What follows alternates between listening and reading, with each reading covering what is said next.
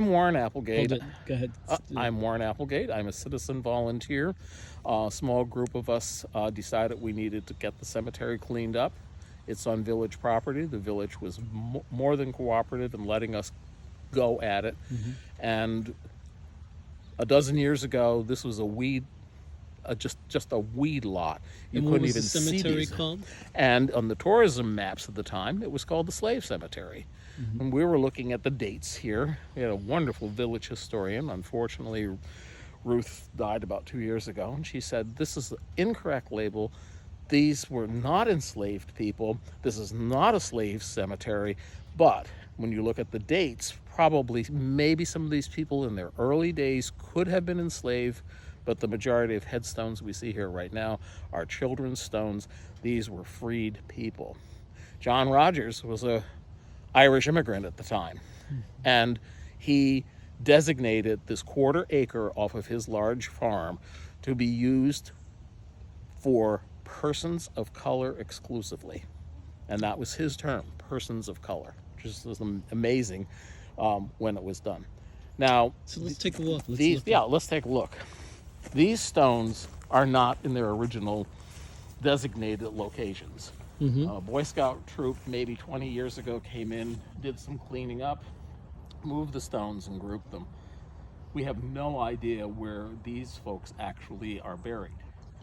More importantly, we estimate from some forensic archaeology, some sonographic studies, that we might be looking at over 500 burial sites And that would be in this whole in 1/4 acre. entire area. Historian writing in the 19-teens let it be known that the cemetery had to be closed because it was full and that there were burials on top of burials. When we wanted to put this interpretive sign in, we were sure we had an archaeologist do a study. 10 inches down, grave shaft. Wow. And we stopped right there, moved the sign around so we wouldn't be interrupting a grave shaft. Since then, we have put nothing below ground. Our fences are on stone blocks. The other important thing about this cemetery, it's important as to who's buried here, but was that the community here absolutely embraced this project. Everything has been volunteer work. Small group of us cleaning the stones. We did rubbings. We're really glad we did. We did them 12 years ago. And now they're virtually illegible, but we still have the rubbings, which we can use for presentations and that are for people to look at. We are forming right now a virtual archive explaining everything we did to bring this to state attention and national attention. And now we are on the National Register of Historic Places. Is there any individual here whose life you can talk about? No, we can't find anything. We can find no records. We are most interested, not that we have a military person. We've looked at regimental histories. We can't find anything. This individual has the best stone as far as quality of stone. Obviously, someone cleaned a paintbrush on it, but we've cleaned it off enough to be able to see a dozen years ago that this stone was erected by the ladies of Kinderhook. Very unusual. We assume that this individual might have been a midwife, Isabel. We'd like to know more about Isabel Leggett. She stands out, but we've got ministers' children. We've got multiple stones, multiple names on stones. We've recorded them all. We've recorded the poetry. We had a formal dedication of the cemetery about 5 years ago. We did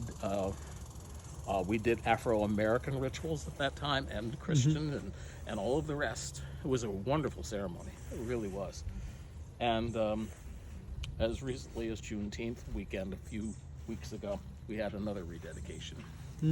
We're finding a lot of people visit here, which is wonderful. Yeah. It's a really solemn place. Somebody donated all the fencing. Department of Public Works refurbished the fencing. The garden club takes care of the shrubbery and the flowers. The Department of Public Works takes care of the place. It's a tribute to both the individuals who are interred here and to this community, I think, for their recognition. So, as you were saying, all you pretty much have to do is scratch the surface here, and you will bump into 10 inches 10 to a inches. foot. Absolutely. You will bump into. Yes. And we know that the 1/4 acre was specifically, recognized by everybody. Are there sites out on the ball field? We don't know. We have Yeah. no idea. Yeah. We really don't.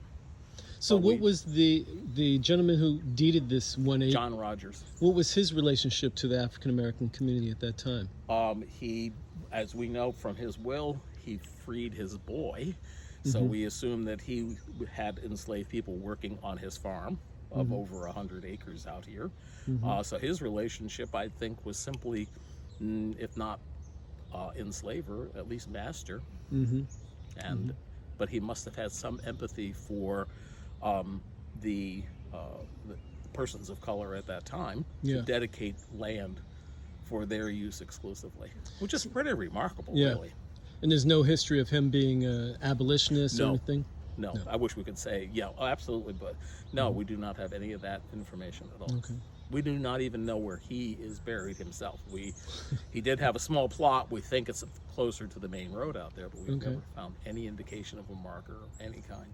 What about any African American churches like There AME? was an Afro-American church here in the village, which has not been functioning for at least 30 or 40 years. We find no records at all. Historical Society. What kind of church was it? Do you remember what was it? An AME or? Yes, it was an AME. Okay. And is the building still standing or? No? Yes, it is. You should go One see. More River, Ann Sarton. She lives there. She wrote a wonderful book about Kinderhook, semi-fictional, but based on a lot of court records where a person of color was accused of murdering a white woman. Wonderful book. Really very, very good book. Okay. Yeah. All right. You stop.